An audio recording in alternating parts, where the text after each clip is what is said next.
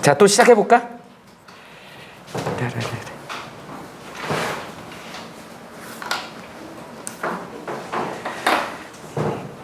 이제 화학원에 오비탈의 전자 배치를 할 거예요. 그러려면 이제 양자역학적인 개념에서 양자수라는 걸 알아야 돼. 그래서 오늘 양자수 개념하고 그 다음에 오비탈의 전자 배치에 대한 얘기를 좀 해보자고요.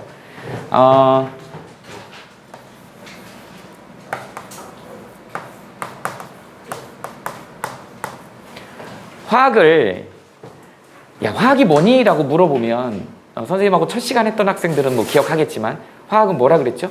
한마디로 얘기하면 이렇게 표현했어 선생님이. 최외각전자.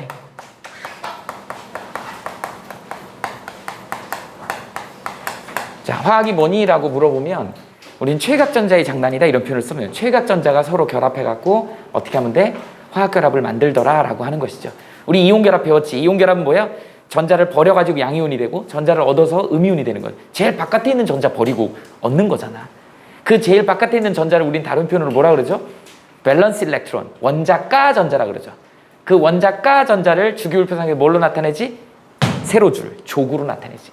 그래서 우리 족 같다 이런 표현을 썼었죠. 욕이 아니라 그랬어. 족이 같은 애들은 뭐라고? 화학적 성질이 유사하다.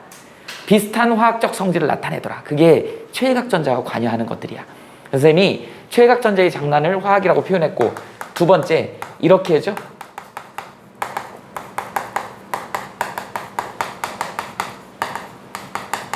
이거잖아. 여자친구 있어? 남자친구 있어? 없어? 왜 없어? 왜 물어봤냐면 있으면 빨리 깨지라고. 야, 구결합은 지겹잖아. 이제 깨지고 새로운 결합이 만들어져야 되잖아요. 이게 화학결합이야. A라는 물질하고 B라는 물질이 얘네들이 해처모해서 A하고 B가 결합해서 새로운 물질 C가 만들어지는 거. 그때 관여하는 애가 최외각전자야.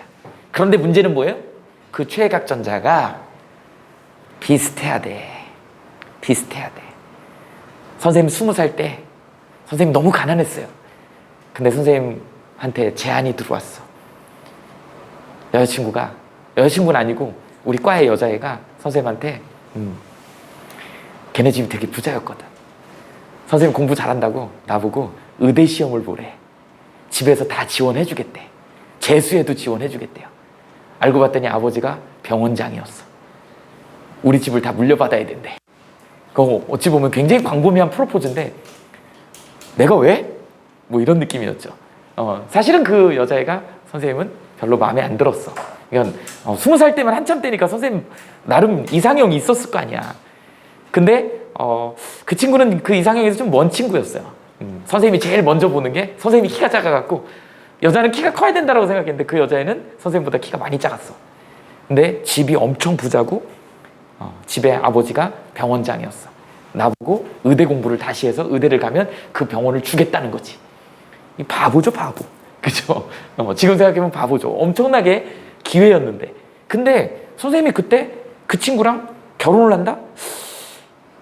내가 왜? 굳이? 선생님 미래가 아주 그냥 촉망받는다라고 스스로 생각을 했어. 선생님은 아주 더 발전할 거야. 지금 이 돈 따위에 이렇게 생각을 했었어요.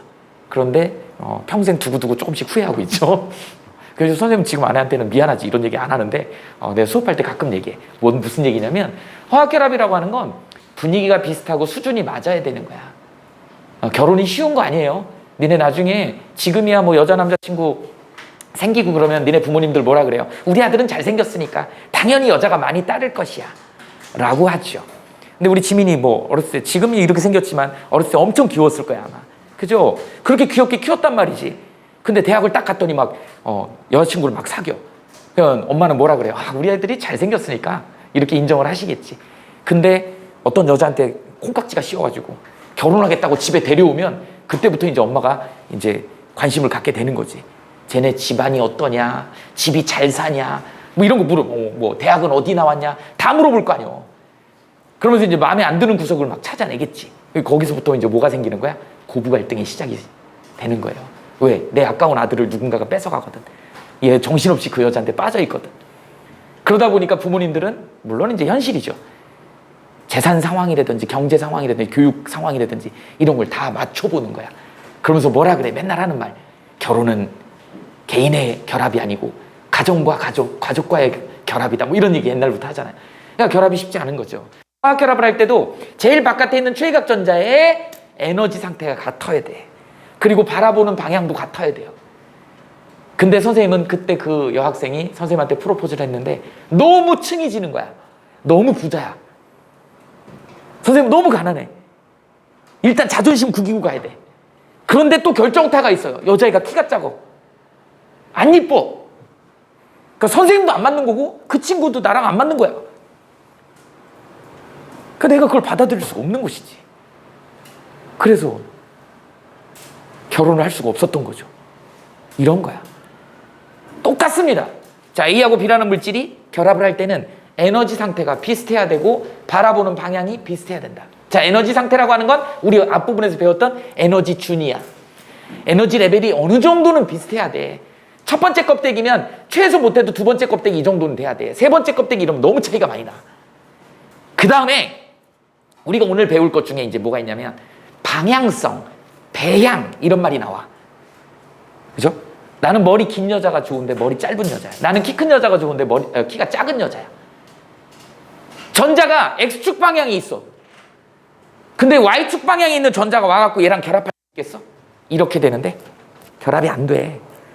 Z축이 있으면 Z축끼리 와갖고 이렇게 결합을 해야지 결합을 제대로 할 수 있는 거야. 이 방향성이 되게 중요하더라. 그래서 전자가 놓여있는 에너지 상태, 그 다음에 방향성, 우린 이걸 따지는 게 오비탈의 전자 배치야. 꼭 기억하셔야 됩니다. 그래서 기본적인 걸 알고 출발해야 된다. 자, 화학이라는 건 뭐다고? 자, 이렇게 최외각 전자의 장난이고 구결합은 무조건 깨져야 돼. 지금 남자친구 여자친구 있으면 빨리 헤어지세요. 그리고 새로운 세상에 여자 남자 되게 많잖아. 그지? 새로 결합을 해야 돼. 그런데 그 결합할 때 어떻게 해야 돼요? 수준이 맞아야 된다는 거지. 지적 수준, 경제적 수준. 선생님이 너무 현실적인지 모르지만 수준이 맞아야지. 그 다음에 심지어는 뭣도? 방향성도 맞아야 된다고요.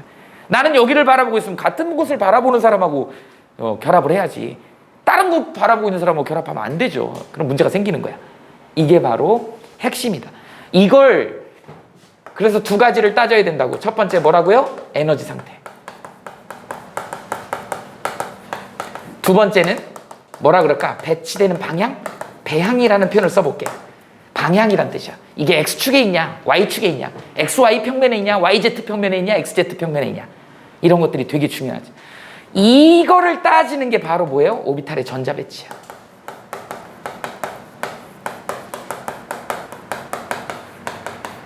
이걸 알려주지 않은 상태에서 니네들을 막 이거 외우라 그러니까 왜 이걸 배우는지도 모르고 그냥 무조건 전자 배치만 해가지고 기계적으로 문제를 푸는데, 사실은 수능 문제 푸는 데는 그냥 그렇게 기계적으로 풀어도 돼. 근데 얘네들이 의미하는 의미를 좀 알았으면 좋겠어. 그래서 오비탈의 전자 배치. 그러면 오비탈이라고 하는 정의, 오비탈이 뭐였지? 전자가 발견될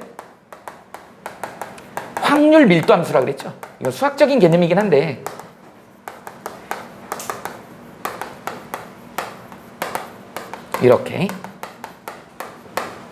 이렇게 표현을 해요. 확률로 이렇게, 확률이면 이제 제곱으로 해주죠. 전자가 발견되는 확률 밀도함. 뭐 푸사이라고도 하고 사이라고 읽기도 읽어. 이렇게 된다. 이거는 이제 수학적인 거, 양자역학적인 개념인 건데 이걸 갖다가 이제 어떻게 하니? 이렇게 해서 실제로 이렇게 여기 이제 X축, Y축, Z축 이렇게 놓고 찍어봤더니, 원자를 찍어봤더니 원자 핵이 가운데 센터에 있고 이 바깥에 이렇더라는 거야. 이런 식으로 전자가 발견될 확률이죠. 그래서 약 90% 이상 되는 애들을 저렇게 색깔로 칠해 놓은 거야. 이 바깥에도 사실은 확률은 있어. 이 핵에 대해서. 심지어는 여기가 핵이 있다 그러면 지구 반대편에도 저 핵에 딸려있는 전자가 발견될 확률이 0.0000000 있어요. 확률은 어디에나 있어. 그런데 아무래도 핵 주변에 많겠지.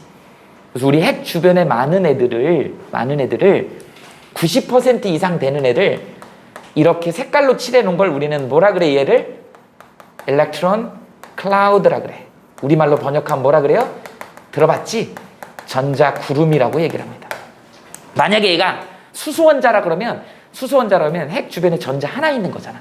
이 한 마리가 막 있기 때문에 사진을 꽝 찍으면 이게 안개 낀 것처럼 거기 구름처럼 이렇게 있는 거야.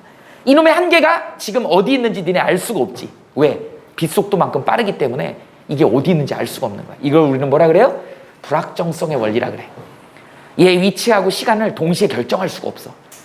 자, 너 어디 있는지 보자. 그러고 찰칵 찍으면 찰칵 찍는 순간이 시간이 딱 정해지는 순간이잖아. 근데 찍어보면 이렇게 투명하게 나와. 이렇게 불투명하게 나와. 어디 있는지 알 수가 없어. 시간을 정했더니 얘 위치가 어딘지를 모르는 거야. 너 저기 2,3,4에 있어봐. 시간을 못 정해 그러면.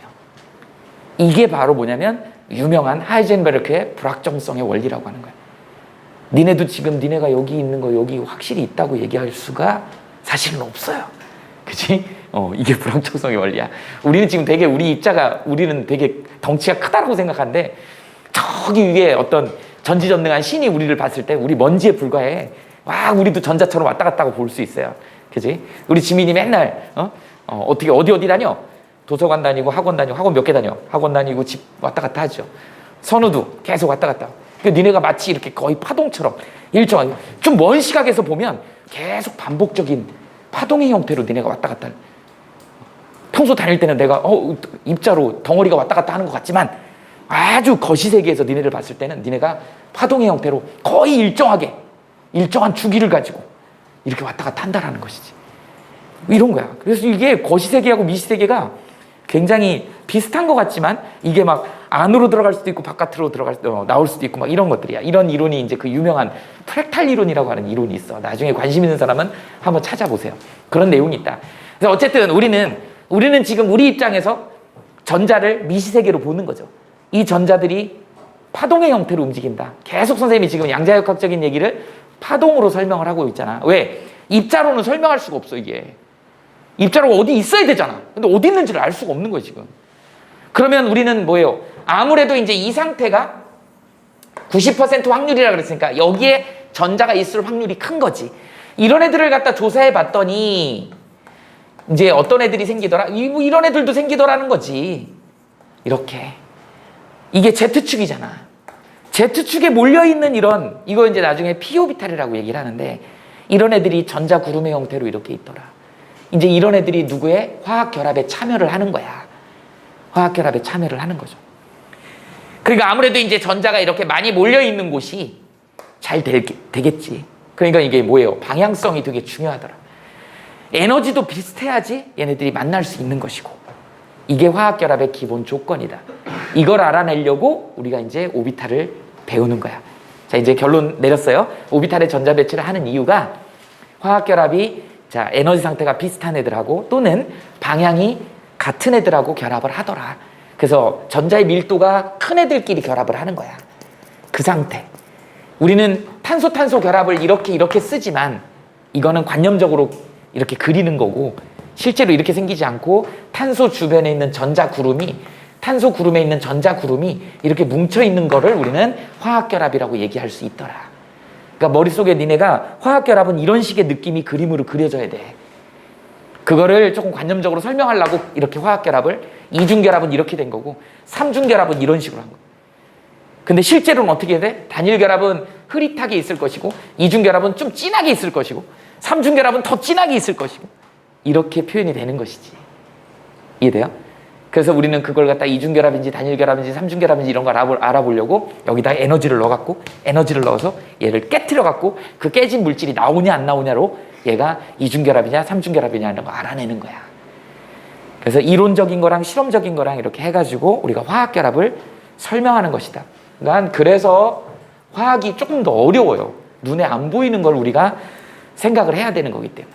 됐어요? 이런 내용이다. 자, 그러면 이제 우리가 해야 될 거는 오비탈의 전자 배치를 하기 위해서 기본적으로 오비탈을 표현할 수 있는 양자수라고 하는 양자역학의 가장 기본인 건데 양자수 4개의 정의를 할 줄 알아야 돼. 이게 무슨 의미를 갖는지를 알아야지 우리가 오비탈의 전자 배치를 자유자재로 할 수 있습니다. 그래서 우리는 양자수를 좀 한번 해보자고.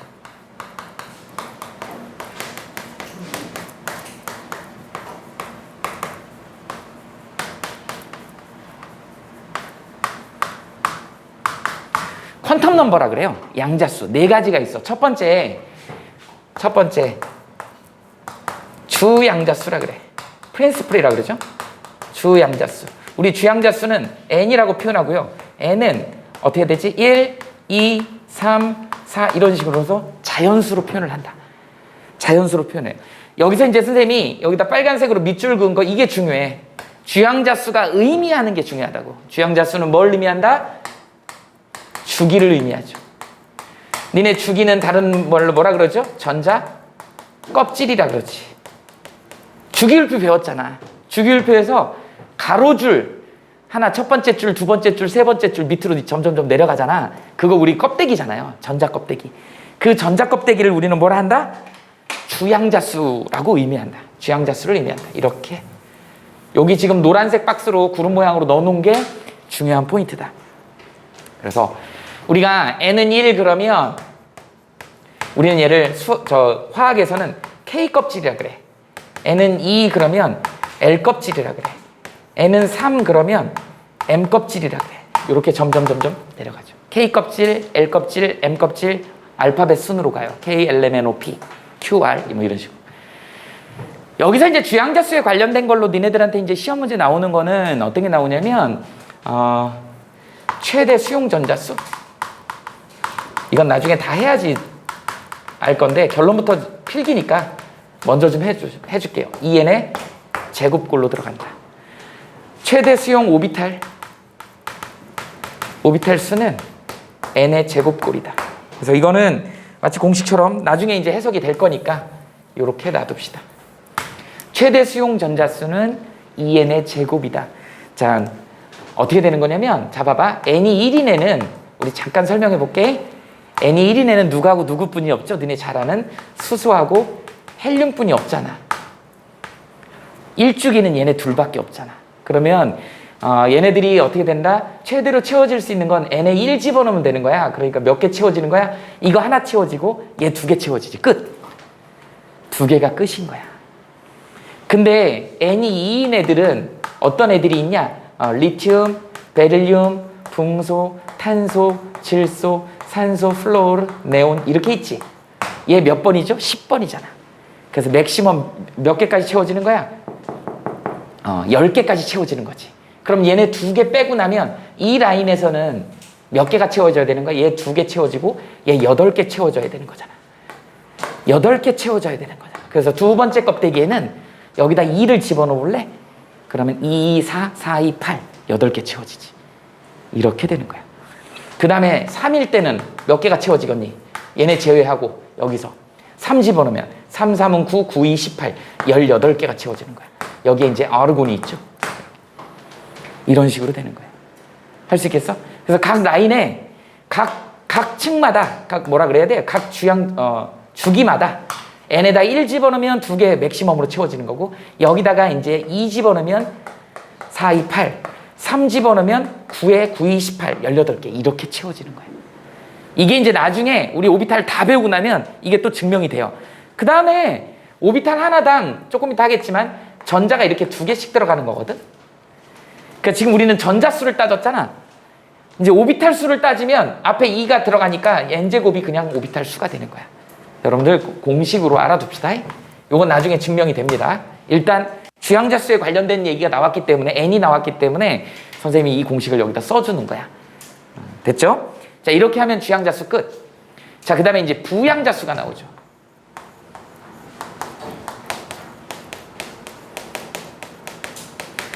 우리 부양자수는 L이라고 스몰 L로 쓰죠. L은 어떻게 쓰냐면 n-1, n-2, 짱짱짱짱 0 이렇게 들어갑니다. 여기는 정수로 들어가는데 어쨌든 부양자수가 의미하는 게 또 이 의미가 중요하지. 얘는 뭐라고 얘기하냐면 오비탈의 종류라고 써볼게. 또는 오비탈의 모양 이렇게 해볼게요. 이걸 의미한다. 그래서 여기 동그라미, 자 노란색 동그라미가 중요한 의미를 갖고 있다. 부양자수가 의미하는 건 이런 의미를 갖고 있어요. 자, 그럼 부양자수를 표시 방법이 주어졌으니까 한번 해볼까? 얘는 n에 따라서 종속되어 있는 애기 때문에 n이 1일 때는 L이 0뿐이 없다고. n이 2일 때는요, L은 1도 있고 0도 있는 것이야. n이 3이면 L은 2도 있고 1도 있고 0도 있는 거야. 3개만 씁시다. 이렇게 되죠. 무슨 의미인지 알겠죠? n이 4면 3, 2, 1, 0까지 있는 거야. 이렇게 표시가 된다. 그랬을 때 우리가 이 L이 0일 때 L이 0일 때를 자 뭐라 그랬어? 종류하고 모양이라고 그랬죠. 이거를 우리는 뭐라 그런다? S오비탈이라고 얘기를 한다. L이 0일 때를 우리는 앞으로 S오비탈이라고 정할까? S오비탈의 모양은 무슨 모양이야? 구형 모양이야. S오비탈의 모양은 구형 모양이야. 그러니까 각 껍데기마다 다 있지. 여기도 S오비탈, 여기도 있죠? 이렇게. 그러다 보니까 첫 번째 거를 우리는 앞에 주양자수를 써갖고 얘를 1S오비탈이라고 그러고 얘는 2S오비탈이라고 그러고 얘는 3S오비탈 이런 규칙이 나오는 거죠. 각 껍데기마다 구형의 S오비탈은 다 하나씩 다 있어. 이렇게 되어 있다. 그래서 1S오비탈, 2S오비탈, 3S오비탈 이렇게 되지. 그러면 요쯤에다 써봅시다. S오비탈의 종류. S오비탈은 구형이면서 자 한번 그려볼까요? 3D로 그려야 되니까 이렇게 여기를 X축, Y축, Z축이라고 한다 그러면 여기 이제 이렇게 있으면 여기 이렇게 돼 있지. 이렇게 요거를 우리는 1S오비탈이라고 얘기를 해봅시다. 작은 테니스공이라고 하나 생각해보자. 이게 이렇게 입체 구조로 있는 거야. 그러면 핵으로부터 거리 떨어진 거에 자 확률을 한번 그림으로 그려볼까? 여기가 핵으로부터 거리야. 여기는 0이겠지? 확률이에요. 확률이 어떻게 되냐면 얘가 이런 식으로 되죠. 여기 절대 붙으면 안 돼. 절대 붙으면 안 돼요. 거의 무한대로 가고 0에 수렴을 하지. 0이 되면 안 돼. 왜? 지구 반대편에도 확률이 있다 그랬잖아. 그죠? 그런데 가장 특정한 거리에 확률이 높은 데가 있더라. 이게 R0라고 하는 부분이 있죠. 그러니까 얘가 특정한 거리에 확률이 높은 부분이 있는 거야.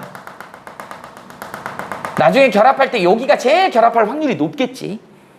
확률이 높으니까 이렇게 되어 있는 거야. 이게 바로 1S 그래프고 1S 확률 그래프다. 1S. 됐죠? 2S 그래프도 한번 그려볼까? 2S 그래프는 어떻게 생겼냐면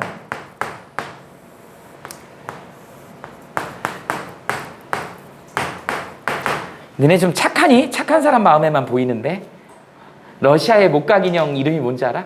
마트로슈카 알아요? 그래서 3단도 있고 5단도 있고 7단도 있어. 내가 5단짜리까지는 봤는데 큰 인형을 이렇게 돌려서 빼면 그 조그만 애가 들어. 또 이러면 새끼가 들어. 더 새끼가 들어. 막 들어있죠. 그런 거라고 생각하세요.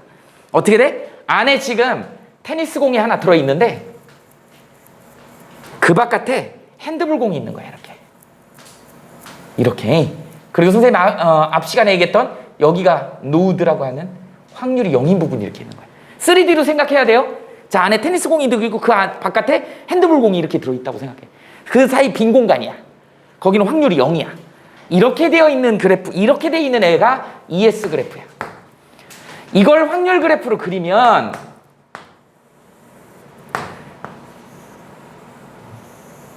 이렇다고 하는 거지. 붙으면 안 돼.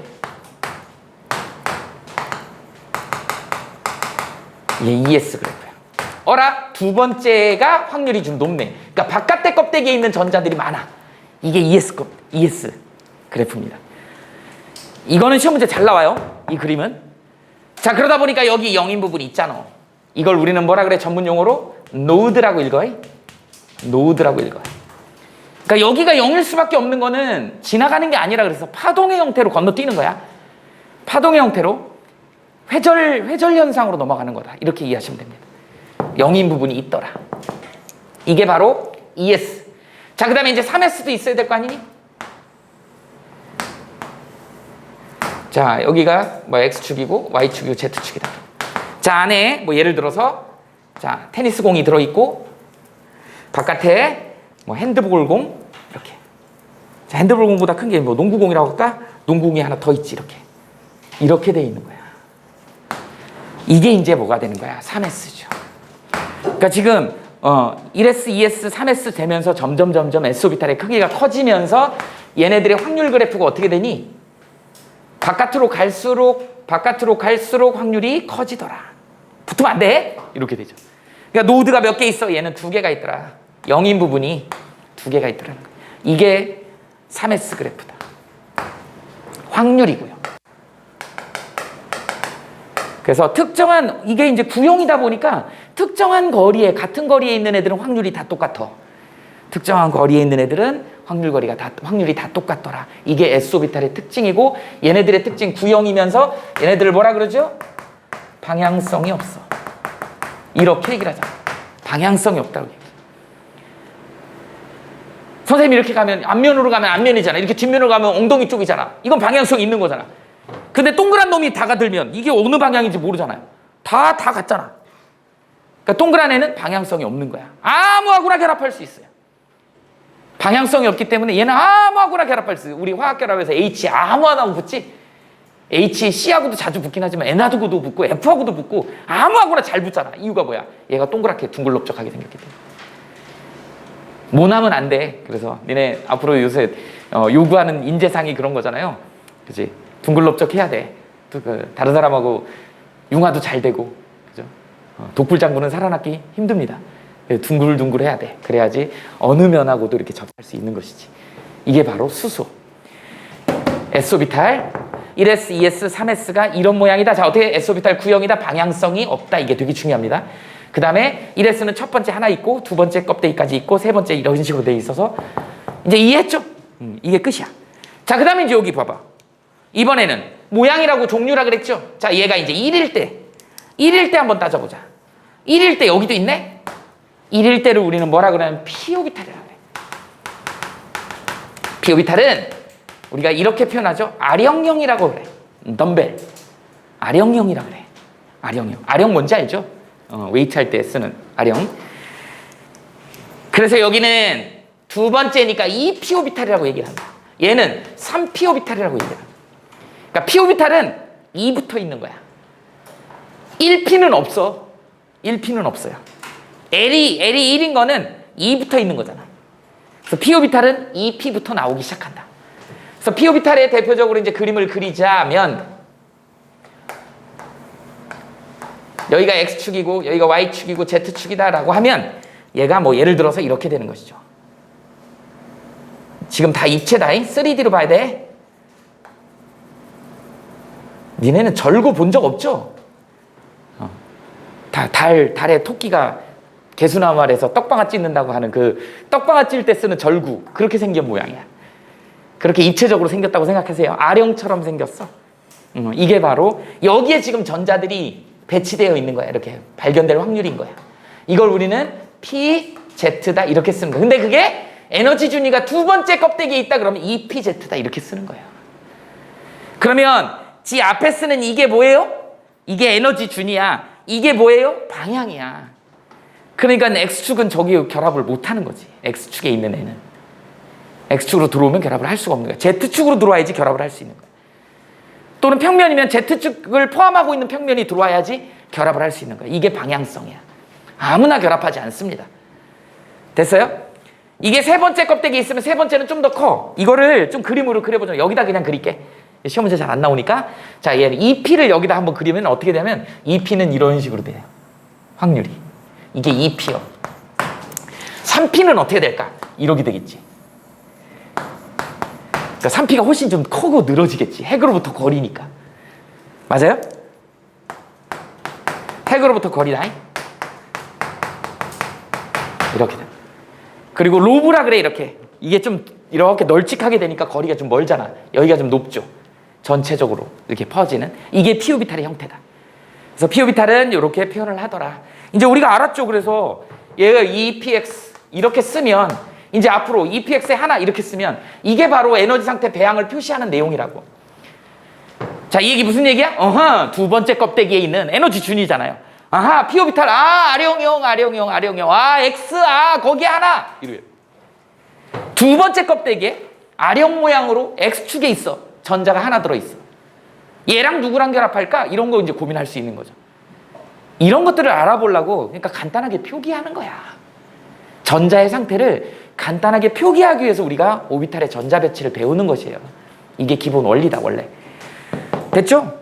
P오비탈은 그렇게 표시를 한다. 자, 그 다음에 하나 더 있네. 얘 있죠, 얘. L이 2일 때. 이거 우리는 뭐라 그래? D오비탈이라고 해. d 오비탈은 3D만 있어. 4D, 5D 이렇게 있어요. 2D는 없어. 그러니까 3부터 나타나기 시작하는 게 d 오비탈이야. 3부터 나타나기 시작하는 게 d 오비탈이다. 근데 이 d 오비탈은 좀 모양이 좀 다양한데 일단 대표적인 게 클로버 모양이라고 합시다. 그러니까 지금 R형이나 클로버 모양이나 다 얘네 둘은 뭐가 있어? 방향성이 다 있어요. S오비탈만 방향성이 없는 것이야. 얘만 방향성이 없어요. 얘네들은 다 방향성이 있다. D오비탈은 그러니까 어떤 식으로 하나만 예를 들어볼게. D오비탈은 어떤 식으로 이 이상은 이제 니네들 어려워. 볼 필요 없어요. X, Y. D오비탈 자체도 표현 방법은 안 나와. 선생님 이거 한번 써볼까? 뒤에 XY 한번 써볼게요. XY면 니네가 좀 입체적으로 볼 수 있을지 모르겠는데 야 보이냐? 이게 XY 평면이요. XY 평면 보여? 3차원에서 이게 XY 평면이야. 여기에 로브가 어떻게 구성이 되어 있냐면 이렇게 걸쳐 있어요. 축이 없고 이렇게 걸쳐 있어. 여기에 전자가 발견될 확률이야.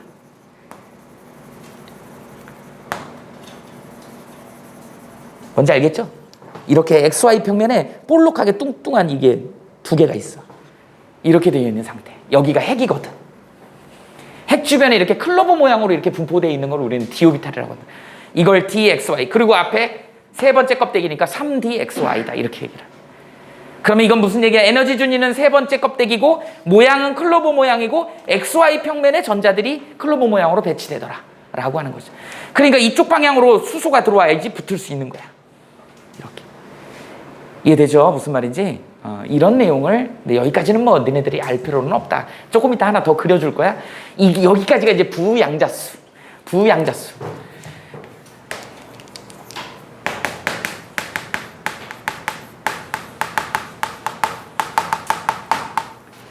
방위양자수. 어떤 책은 방위양자수라고도 나와요. 앵글러 모멘텀 그래서 방위양자수라고 나온다. 그래서 부양자수라고 해도 되고 방위양자수라고 해도 돼. 용어가 좀 어렵죠?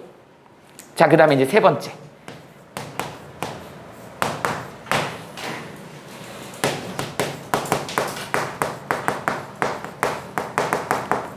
자기양자수라고 나와.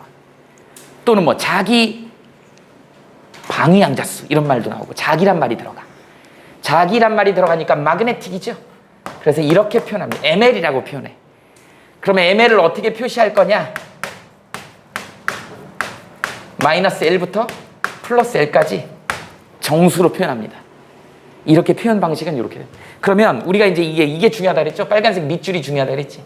자기양자수는 뭘 의미할 거냐? 자기양자수는 뭘 의미할 거냐? 오비탈에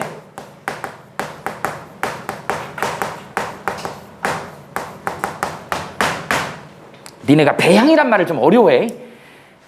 배향.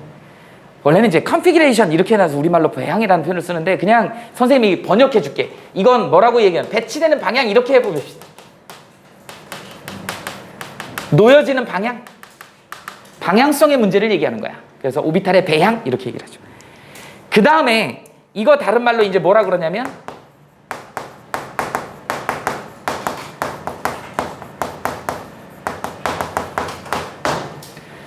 너네 이제 학교 가면은 너네 학교 선생님들이 이걸 오비탈을 방이라고 표현해요. 교과서에도 방이라고 나와. 그러니까 방 하나 이렇게 오비탈 하나를 방 하나 이렇게 얘기를 해. 그 방의 개수가 몇 개냐? 이게 바로 자기양자수의 개념이다. 그럼 한번 접근해 볼까? 이게 중요하다 그랬죠? 이 의미가 중요한 거고. 자, 그러면 자 이제 L이 0일 때가 있을 것이고 L이 1일 때가 있을 것이고 L이 2일 때가 있을 거 아니니? 요거만 해봅시다. 그러면 ML은 얼마일까? 0분이 없잖아. ML은 얼마일까? 마이너스 1 있고 0 있고 1 있지.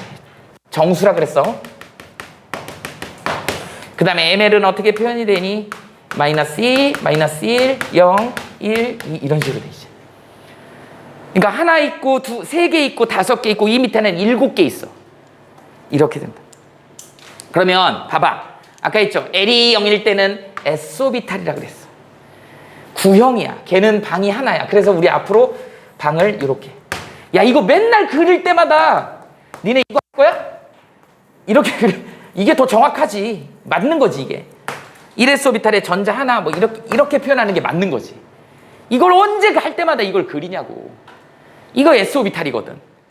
이 s 오비탈을 이렇게 그리지 말고 방 하나로 그리자, 이 얘기 이렇게 약속을 한 거예요.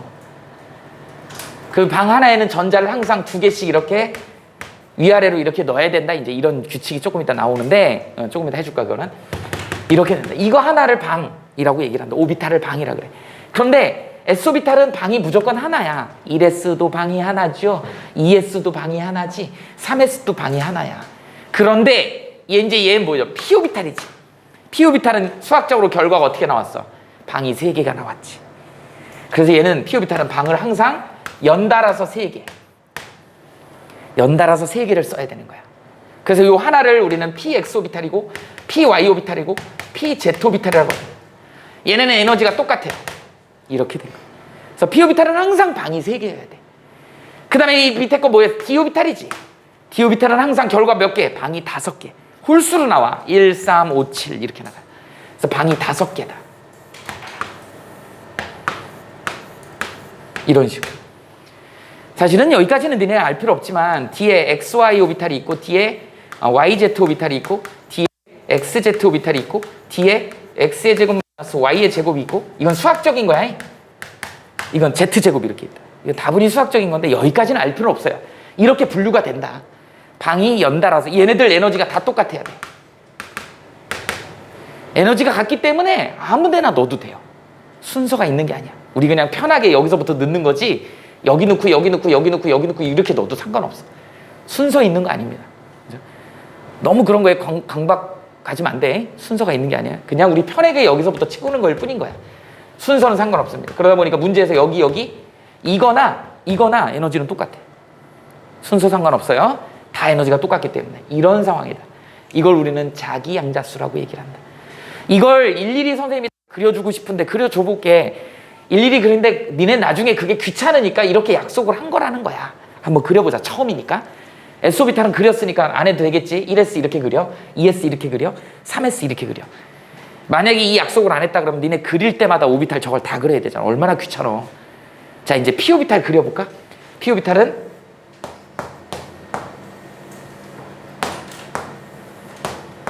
X축, Y축, Z축이라고 합시다. 자, PX오비탈은 어떻게 되냐면 X축 축에 이렇게 R형 모양으로 이렇게 전자들이 이렇게 분포하는 거. 우린 얘를 갖다가 P의 X오비탈이다 이렇게 얘기를 하는 거야. 그 다음에 Y오비탈은 어떻게 Y축에 이렇게 있는 것이지. 입체적으로 좀 그리는 이렇게. 이거지. 이게 P의 Y오비탈이야. P의 Z오비탈은 어떻게 되는 거야? 이렇게. 어때요? 다 방향성이 있잖아. 이게 P의 Z오비탈. 이걸 그려갖고 어떻게 해야 돼? 너네 여기다 전자 하나씩을 넣어야 되는 거야. 이렇게 전자 2개씩 이렇게 들어있다는 걸 이런 식으로 표현하는 거야. 이걸 언제 그리고 있냐고 맨날. 그래서 그냥 P는 똑같은 방을 3개짜리를 연달아서 붙여서 이렇게 그려. D오비탈 한번 그려볼까? D오비탈은 좀 재밌게 생겼어요. 이 D오비탈은 니네들한테는 그림으로는 안 나와. 그냥 참고로 이런 게 있다라는 정도만 알아둡시다. 여기가 X축이고 여기가 Y축이고 Z축이고. 그래서 평면에 이 3개가 클로버 모양이야. 그래서 XY 평면, XZ 평면, 아까 XY 했으니까 이번에 뭘로? YZ 평면 한번 해볼까? YZ면 어떤 거니? 보이냐? YZ 평면 보이죠? 지금 이 공간 3D 공간상에서 이게 YZ 평면이야. 맞아요? 이게 YZ 평면이지. 여기에 자 어떻게 있는 거야? 여기에 이렇게 축이 아니야 지금 요 공간상에 이렇게 있는 거야. 지금 앞면에 이렇게 있는 거지. 이게 D의 YZ인 거야. 또 XZ는 어떤 거니? 여기다 직접 그려봐. XZ면은 이거네. 이거 보이냐? 이거 보여? XZ? 여기에 이렇게 이게 이렇게 있는 것이지. 니네 그림 그리기는 좀 어렵겠네. 그냥 알아만 두세요. 중요하지 않아. 이렇게 있는 걸 D의 XZ 평면이다 이렇게 얘기를 하는 거야. 그 다음에 이제 여기 X제곱, Y제곱하고 Z제곱은 조금 독특하게 생겼어. 얘는 어떻게 생겼냐면 어쨌든 클로버 모양이어야 되니까 여기 X축이고 여기 Y축이고 Z축이라 그러면 여기에 이렇게 있는 것이죠. X축에 이렇게 하나가 있고 Y축에 이렇게 같이 있는 거예요. 클로버 모양이지. 아예 축상에 있어 버려. 이렇게 되어 있는 거. 우린 얘를 갖다 D에 X의 제곱 마이너스 Y의 제곱이에요. 니네 이거 저기 수학에서는 아마 이게 그걸걸? 쌍곡선일걸? 수학적인 함수로 표현한다. 함수가 아니죠. 쌍곡선의 개념이다. X제곱 플러스 Y제곱은 원인가 그렇죠. 뭐 그런 거 있어. 이렇게 함수로 표현하면 이렇게 표현이 된다. 그 다음에 또 뭐 있어요? Z의 제곱도 하나 해볼까? Z의 제곱이 조금 재밌게 생겼어요. X, Y, Z. Z는 어떻게 생겼냐면 Z의 제곱은 요게 조금 PZ보다는 커. 얘가 왜 재밌게 생겼냐고 하냐면 얘는 다이어트에 실패해갖고 베둘레헴이 있어요. 이렇게 생겼습니다. 실제 전자들이 이렇게 분포하더라는 거지. 이렇게. 이걸 D에 Z의 제곱이다. 오비탈 모양이 되게 특이하게 생겼어요. 이런 거다. 이 이상 알 필요도 없고 이거조차도 알 필요도 없어. 그냥 이런 게 있다. 이렇게 분포된다라는 정도로 선생님이 그냥 조금 선생님이 잘난 척 한 거야. 니네 노트에다 좀 적어 놓으라고. 어느 책에도 없기 때문에. 이거는 나중에 양자역학 책에 가면 있어요. 나온다. 이런 모양들이 오비탈의 모양. 일반 물리학 책에도 나오긴 해요. 대학 가면. 이런 내용들이 있다. 그냥 전자들이 분포하는 구름이다. 우리가 필요한 건 지금 화학이니까 쟤네들이 많이 분포하는 곳이 화학 결합할 수 있는 확률이 높은 곳이다. 이게 핵심이에요. 그래서 표현은 이렇게 된다. 근데 이제 여기서 중요한 건 S오비탈은 무조건 방이 하나로 표현되고 P오비탈은 무조건 2P가 됐든 3P가 됐든 4P가 됐든 방이 무조건 3개다. 그 다음 D오비탈은 무조건 방이 5개다. 이게 핵심이야. 1, 3, 5만 알면 돼요. 7까지 알 필요도 없어. 1, 3, 5, 7, 9 이렇게 나가니까. 이게 자기양자수의 특징이다. 자기양자수 그래서 뭐라 그래요?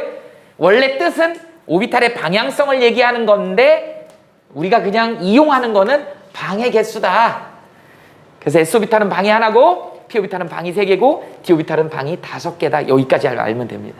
됐죠? 그 다음에 네 번째. 스피인 양자수가 있어. MS 이렇게 쓰지. 스피인 양자수. 우리 스피인 어디서 배웠지? 물리에서 배웠지? 물리에서 자기장할 때 선생님이 뭐라 그랬죠? 자전, 전자의 자전. 이걸 스피인이라 그랬지. 근데 공전보다 자전이 뭐에 영향이 크다 그랬죠? 자기장의 영향이 크다 그랬지. 그래서 사실은 이 스피인 양자수가 의미하는 건 이거는 업다운인데 자성을 의미합니다. 사실은. 그 물질의 자기적 성질을 얘기한다고. 뭐뭐 있었지? 강자성체, 상자성체, 반자성체 이런 거 할 때 그걸 결정짓는 애가 이 스핀하고 관련이 있다. 이 스핀은 어떻게 표현하냐면 MS는 좁아서 플러스 마이너스 2분의 1 이렇게 표현해요. 표현을. 그리고 표시로는 업, 다운이다. 이렇게. 업을 만약에 플러스 2분의 1 했다 그러면 다운은 마이너스 2분의 1이야. 이게 도대체 무슨 얘기냐면 스핀은 전자의 자전이라 그랬지. 봐봐. 핵이 여기 있어. 전자 있어. 전자가 돌고 있어. 이건 공전이지. 공전인데 달이 지구 도는 것처럼 지가 돌면서 돌아. 지가 이렇게 돌면서 도는 거, 이렇게 도는 걸 플러스 2분의 1이라고 하면 이렇게 돌면서 도는 애도 있잖아. 반대로 도는 애는 마이너스 2분의 1이야. 이게 다른 거야. 이렇게 도는 애랑 이렇게 도는 애가 달라. 그래서 이쪽으로 도는 애를 플러스 2분의 1이면 반대편으로 도는 애를 마이너스. 근데 이것 때문에 물질의 자성이 결정이 된다. 그걸 우리는 스피인이라고 얘기를 한다. 쉬운 얘기로 자전, 전자의 자전 이렇게. 근데 전자가 자전하는 거 본 사람 없어요. 누가 봐. 전자를 볼 수가 없는데. 근데 계산상 이론적으로 계산해보고 여러 가지 실험적인 증명 봤을 때 그것 때문에 나타난 현상이다 이제 알아낸 거지. 이걸 우리는 스피인 양자수라고 얘기하고 표현 방식은 플러스 마이너스 2분의 1이라고 하고 우리가 이제 드디어 오비탈에다가 집어넣을 때는 얘를 갖다가 업 스핀, 다운 스핀 이런 식으로 표현하는 거야. 그래서 업 스핀을 플러스 2분의 1이라고 정했다 그러면 얘는 마이너스 2분의 1인 거야. 이겁니다. 그래서 업 다운만 여러분들이 이해하시면 돼요. 플러스 마이너스다. 자성을 나타내더라 나중에. 또는 뭐 자전, 방향이다 이렇게도 써놓으면 좋겠네. 그래서 여기 노란색에 스핀 양자수가 의미하는 건 이런 의미를 갖고 있고 표시 방법은 그냥 업 다운이고 플러스 마이너스 2분의 1이다. 요 정도만 여러분들이 알아두시면 됩니다. 됐죠? 이게 바로 뭐냐면 양자수 4가지의 표시 방법이야. 이제 우리는 이 문자들을 이용해 가지고 여기다가 전자를 채울 것이야. 이 전자 채우는 방식을 가지고 이제 시험 문제도 나오고 그 표시 방법. 근데 결국 거의 기계적으로 막 해요. 근데 사실은 이거의 궁극적인 목적은 여기 있다. 이걸 쉽게 알아보기 위해서. 표시하기 쉽잖아. 이렇게 딱 표시. 우리는 배웠으니까 이제. 이렇게 딱 표시하면 두 번째 껍데기 있는 전자구나. 아령 모양의 전자들이 분포하는구나. 근데 그게 X축에 있구나. 근데 그때 전자 하나가 있구나. 이렇게. 물론 여기에 이제 이게 업이면 이 오른쪽 방향 서에서 동으로 도는구나. 이게 다운이면 동에서 서로 도는구나. 자전 방향까지도 알겠지만 스핀에 대한 정보는 넣어주지 않죠. 나중에 스핀에 대한 정보는 이제 오비탈에다가 이렇게 표시를 하지. 그걸 보고 알 수 있는 거죠. 일단 적어봅시다.